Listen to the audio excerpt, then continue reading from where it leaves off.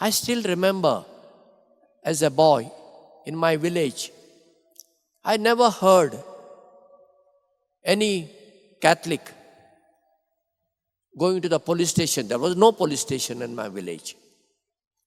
Or going to the court. Never heard about it. But I have seen some disputes were taken to the parish priest. And the parish priest will call the elders of the village. We children and women had no place there. The elders and with the priest listened to both the parties and gave a verdict. And that was usually accepted by the both parties. And if you don't accept, the Catholic community punished you.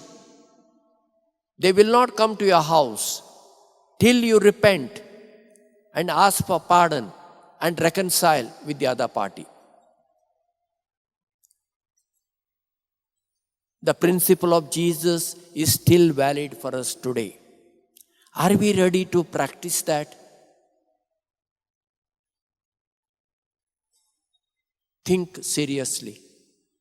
And if we practice it, we will be the winners. There will be such a peace. We can live in unity and in joy.